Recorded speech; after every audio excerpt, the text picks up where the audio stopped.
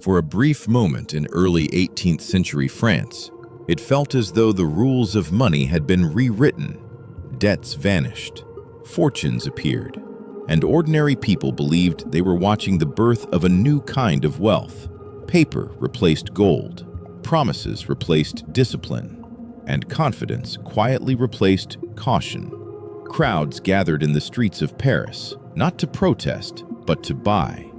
Buy shares, buy certificates, buy into a dream that seemed too good to fail. New fortunes were whispered about in cafes. Old hierarchies suddenly felt fragile, and for a short time, it worked. Until it didn't. Because this wasn't just a financial boom, it was a national illusion. And when it collapsed, it nearly destroyed France itself. Stories like this are why empire economics exists. Not just to retell history, but to understand the forces that quietly shape power, wealth, and collapse.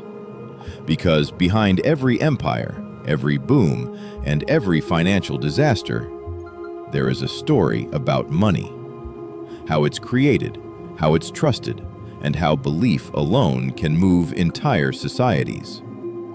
Here, we explore the moments when bold ideas promised progress, when innovation slowly blurred into speculation, and when confidence, almost unnoticed, turned into catastrophe.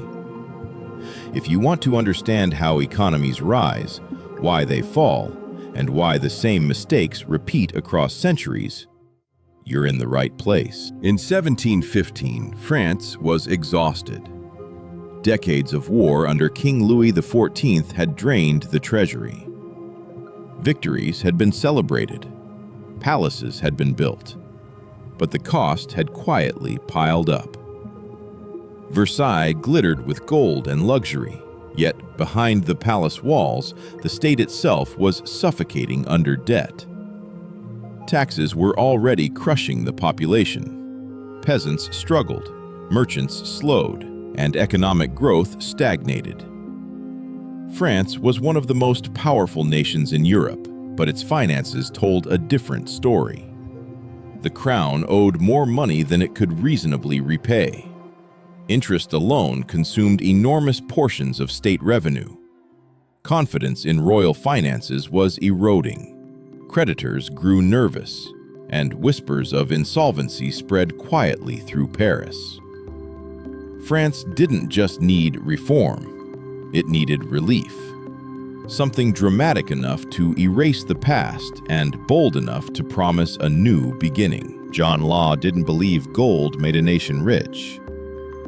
He believed confidence did. To him, money was not value. Money was motion. If people believed paper had worth, then paper became worth something. And for a country drowning in debt, that idea was irresistible. Law convinced the French government to let him create a new bank, the Banque Générale. This bank issued paper money, not backed by gold alone, but backed by trust. Then came the real innovation. A single company, the Mississippi Company. It promised access to unimaginable wealth. Gold, silver, land, trade, all flowing from France's colonies in North America. Government debt was quietly rolled into company shares. Debt didn't disappear. It transformed. On paper, France was no longer broke. It was invested. And Paris began to believe. At first, only a small circle of elites took part. Nobles, financiers, men close to power. They bought early, quietly, confidently. Then the price began to rise. And when prices rise, stories follow. Paris changed almost overnight. Word spread from salons to taverns, from palaces to crowded streets. Crowds gathered outside John Law's offices, not to complain, not to protest, but to buy. Buy shares, buy certificates, buy into the Mississippi dream. People sold jewelry, homes, businesses, servants pooled savings, Shopkeepers closed stores.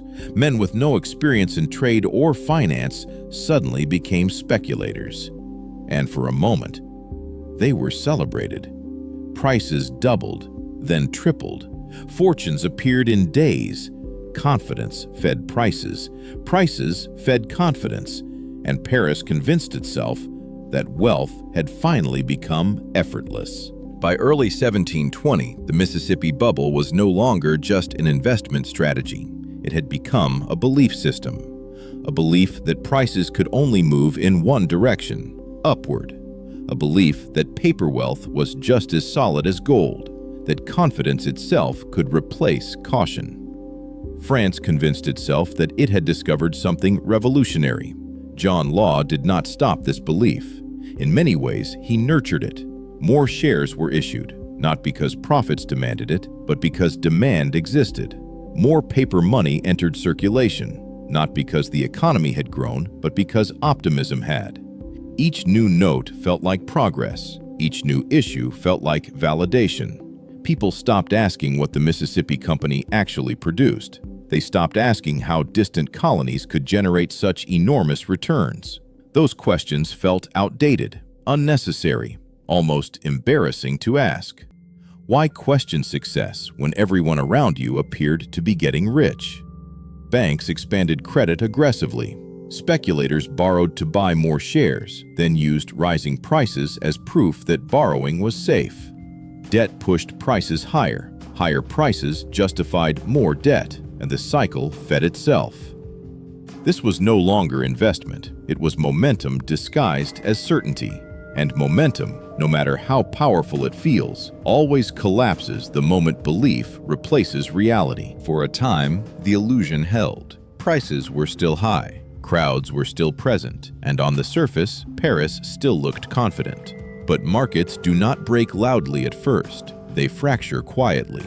Behind the scenes, a small number of investors began to grow uneasy, not because prices were falling, but because they were no longer rising as easily as before. Some decided to test the system. They attempted to convert their paper wealth back into gold, just a portion, just to be safe. And that is when doubt began to spread. The process was slower than expected. Bank clerks hesitated. Approvals were delayed. At first, these delays seemed harmless, administrative, temporary.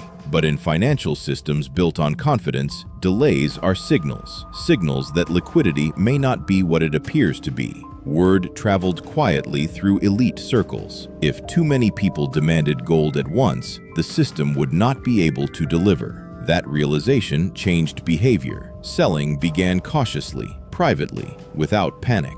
Prices stopped climbing. Momentum weakened, and uncertainty replaced enthusiasm.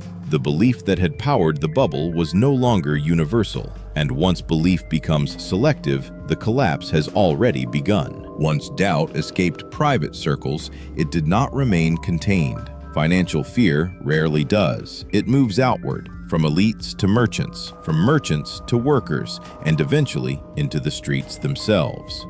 Rumors spread through Paris with alarming speed. People whispered about delayed payments, about missing gold, about promises that suddenly felt less certain. Questions that had been ignored for months returned all at once. What was the Mississippi Company actually worth? What real profits justified these prices? And how much gold truly existed behind the flood of paper money? Those questions mattered now because prices had stopped rising, and when prices stop rising, optimism loses its shield. Selling increased, at first cautiously, then deliberately. Some sold to protect profits, others sold to escape losses before they grew worse. Many sold simply because others were selling. Prices fell, not violently yet, but consistently enough to feel dangerous. Crowds still gathered in Paris, but the energy had changed. People came to watch, not celebrate, to listen for rumors, to sense fear in the air. Banks reacted defensively. Credit tightened, loans became harder to secure, and the easy expansion that had fueled the bubble began to reverse. What once felt like unstoppable prosperity now felt exposed, and once fear replaces confidence, collapse is no longer distant. It is approaching. The collapse did not arrive in a single dramatic instant. It unfolded through a chain of failures. As selling intensified, prices fell faster than anyone expected, and as prices fell, behavior changed almost immediately.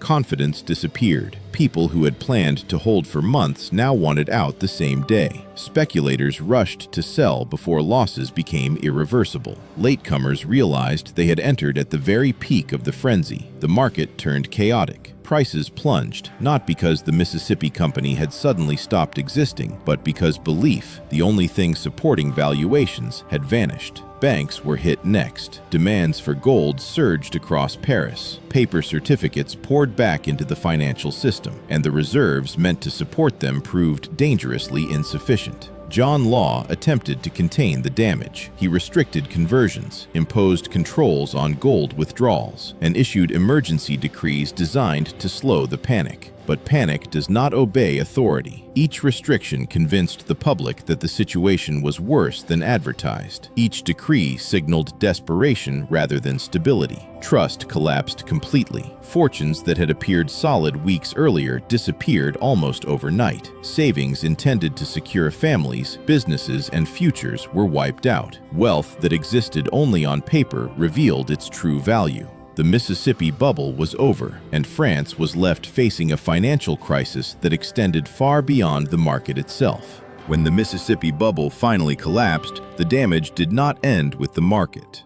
The crash rippled outward through French society. Thousands of people who believed they were wealthy discovered that their fortunes had never truly existed. Merchants failed. Families lost savings meant to secure their futures. Trust in banks and financial institutions collapsed alongside the bubble itself. The French government was left in an impossible position. It still carried enormous war debts. It still lacked stable revenue, and now it had lost the confidence of its own people. Paper money, once seen as revolutionary, became deeply mistrusted. For decades afterward, France avoided financial innovation, fearing a repeat of the disaster. The irony was devastating. John Law's ideas were not entirely wrong. Paper money, central banking, and credit would eventually become foundations of modern economies. But introduced without discipline, restraint, or trust, they had nearly destroyed a nation. The Mississippi bubble revealed a timeless truth about money. Wealth is not created by confidence alone. Growth cannot be printed into existence, and systems built on belief collapse the moment belief fades. France would recover, slowly, but the scars of this experiment lingered far longer than the bubble itself, and history would repeat this lesson again and again and again. Because whenever money promises something for nothing, the ending is never prosperity, it is collapse.